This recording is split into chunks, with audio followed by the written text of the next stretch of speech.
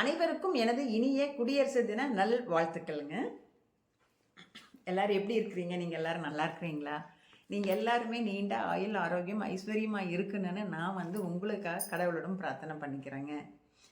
இன்னைக்கு நம்ம என்ன பார்க்க போகிறோம் அப்படின்னா, தை அமாவாசை. ஏன் தை அமாவாசை அவ்வளோ சிறப்புன்னு சொல்கிறாங்க, அவ்வளோ விசேஷமாக எல்லாருமே கொண்டாடுறாங்க, ஏன் அதை தவறாமல் முன்னோர்களுக்கு திதி கொடுக்கணும் அப்படின்னு சொல்கிறாங்க அப்படிங்கிறத பற்றி நம்ம இந்த வீடியோவில் பார்க்கலாம். சரிங்களா?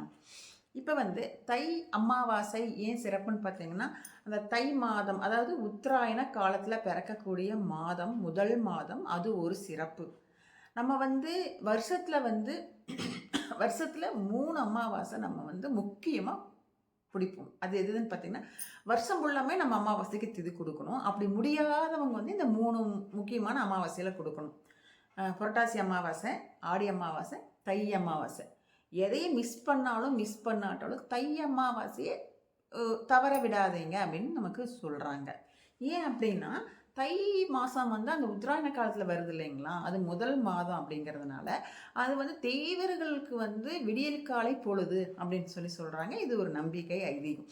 அதனால இந்த விடியற்காலை பொழுதுல நம்ம முன்னோர்களுக்கு நம்ம திதி கொடுத்தால், தர்ப்பணம் பண்ணால் ரொம்ப சிறப்பு, அவங்களுக்கு அது போய் நல்லபடியாக செய்கிறோம் அப்படின்னு சொல்கிறாங்க.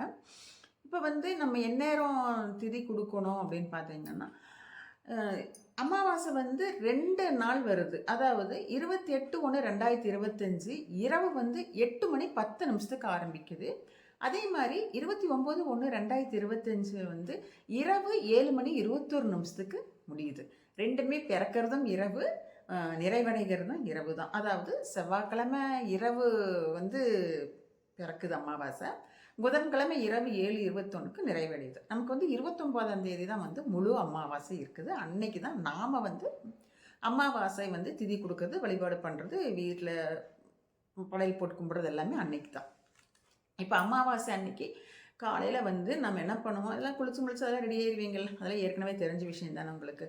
காலையில் விடிய காலையில் சூரிய உதயத்துக்கு அப்புறம் தான் நம்ம திதி கொடுப்போம்னு தெரியும். இதுல எல்லாம் இந்த தை அமாவாசையிலெல்லாம் கொஞ்சம் நேரத்துலேயே கொடுத்துக்குவாங்க. 6 மணிலேருந்தே ஆரம்பிச்சுக்குவாங்கன்னு வச்சுக்கோங்களேன். அப்போ அந்த சூரிய உதயத்துக்கு அப்புறம் நம்ம கொடுக்கலாம். சப்போஸ் இன்னைக்கு புதன்கிழமை, அதாவது பெருமாளுக்கு உரிய நாள். அதே மாதிரி திருவோண நட்சத்திரம், பெருமாளுக்கு உரிய நாள் புதன்கிழமை, அந்த நாள்லேயே திருவோண நட்சத்திரம் சேர்ந்து வர்றதுனால நமக்கு அது ஒரு சிறப்பு. அப்போ அமாவாசையில் முன்னோர்களை கும்பிடுறோம். அப்போ அந்த 9:21 மேலே வர அந்த திருவோண நட்சத்திரத்துலையுமே நீங்கள் அமாவாசை திதி கொடுக்கலாம். ரொம்ப மிகவும் சிறப்பும் கூட. சரிங்களா? இதெல்லாம் ஒரு பக்கம் இருந்தாலுமே இப்போ அமாவாசைக்கு திதி கொடுத்துட்டு எல்லாருமே கண்டிப்பாக கொடுக்கணும்னு சொல்கிறாங்க. அப்போது எல்லாத்தினாலையும் நீர்நிலைகள்லையோ இல்லை கோயில்கள்லையோ இல்லை பெரிய பெரிய நீர்நிலைகள்லையோ போய் கொடுக்க முடியாத சூழ்நிலை. காசு பணமே இருந்தாலும் அவங்கனால போக முடியாது. ஏன்னு கேட்டிங்கன்னா, ஆஃபீஸ் போகணும், வேலைக்கு போகணும், அந்த மாதிரி போனால் தானே பொழப்பு நடத்த முடியும் இல்லையா?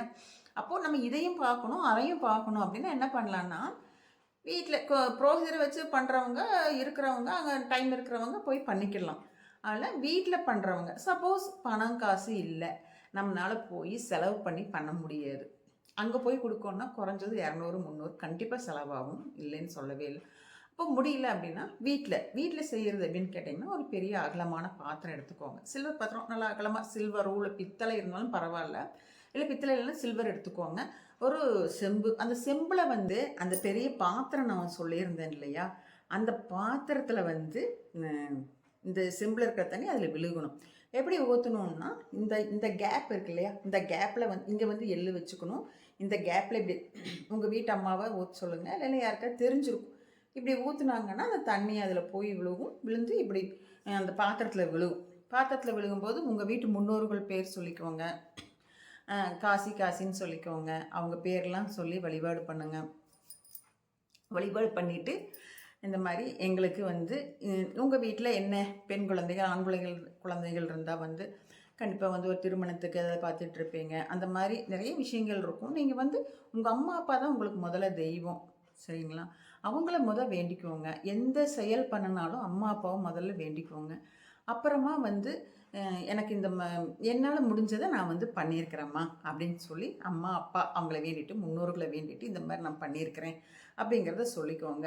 சொல்லிவிட்டு எங்களுக்கு நீங்கள் நல்ல வழியை கொடுங்க அப்படின்னு சொல்லிக்கோங்க. கண்டிப்பாக அவங்க அந்த எள்ளும் தண்ணியும் போனாலுமே அவங்க வந்து உங்களுக்கு நல்ல வழியை கொடுப்பாங்க. சரிங்களா? இதில் வந்து அமாவாசை அன்னைக்கு அன்னதானம் யாருக்காவது 2 பேர்த்துக்கு பண்ணணும். அப்படி அன்னதானம் பண்ண முடியலைன்னா கோமாதா, பசுமாடு அந்த மாதிரி ஒரு மாட்டுக்கு இல்லை ஏதோ ஒன்றுக்கு நீங்கள் உங்களால் முடிஞ்சது வாங்கி கொடுங்க. காக்காய்க்கு மறக்காமல் அன்றைக்கி சாப்பாடு வைங்க. சாதம் செஞ்சு அந்த இலையெல்லாம் போட்டு கும்பிடுவீங்க இல்லையா மத்தியானம். அந்த மத்தியான நேரம் பார்த்திங்கன்னா 1:30லேருந்து 2 மணி வரைக்கும் நல்ல நேரம்னு சொல்லியிருக்காங்க. அந்த நேரத்தில் வந்து நீங்கள் வந்து சாப்பாடு வச்சுட்டு காக்காய்க்கு மறக்காமல் சாப்பாடு வச்சு படையல் போட்டு சாமி கும்பிடுங்க.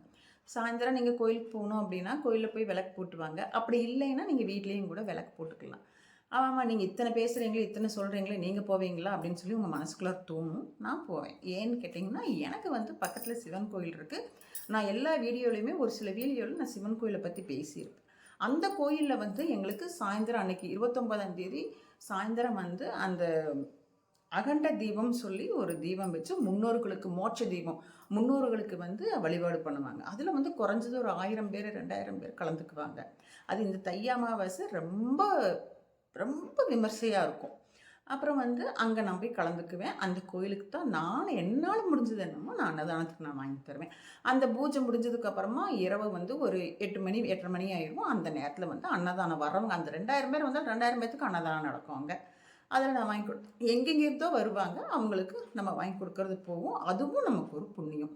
சப்போஸ் உங்களால் எதுவுமே பண்ண முடியல, ஒரு கோயிலுக்கு ஒரு நீங்கள் இருந்த இடத்த விட்டு நகர முடியல, உங்களுக்கு எதுவுமே பண்ண முடியல, தர்ப்பணம் கொடுக்க முடியல, எதுவுமே பண்ண முடியல அப்படின்னா ஒரு 2 பேர்த்துக்கு சாப்பாடு வாங்கி கொடுங்க. அதுவே உங்களுக்கு பெரிய புண்ணியமாக வரும். சரிங்களா? நீங்கள் வந்து இதெல்லாமே நான் சொல்லியிருக்கிறேன். இதில் உங்களுக்கு எதெல்லாம் முடியுமோ அதை நீங்கள் வந்து இந்த அமாவாசையில் தை அமாவாசையில் கடைப்பிடிங்க. கண்டிப்பாக உங்களுக்கு முன்னோர்களுடைய அருள் கண்டிப்பாக பரிபூர்ணமாக கிடைக்கும். சரிங்களா? இந்த வீடியோ வந்து உங்களுக்கு பிடிச்சிருக்கும் அப்படின்னு நினைக்கிறேன். பிடிச்சிருந்ததுன்னா எனக்கு லைக் பண்ணுங்கள். தெரியாத பிள்ளைங்களுக்கு ஷேர் பண்ணணும்னு நினச்சிங்கன்னா ஷேர் பண்ணி பாருங்கள். அப்படியே என்னோடய கௌரிஸ்கும் சேனலை சப்ஸ்கிரைப் பண்ணிட்டீங்கன்னா நான் போடுற வீடியோ உங்களுக்கு கரெக்டாக வந்து அப்பப்போ வந்து சேரும். சரிங்களா? நன்றி, வணக்கம். நான் வந்து உங்களை அடுத்த வீடியோவில் பார்க்குறேன்.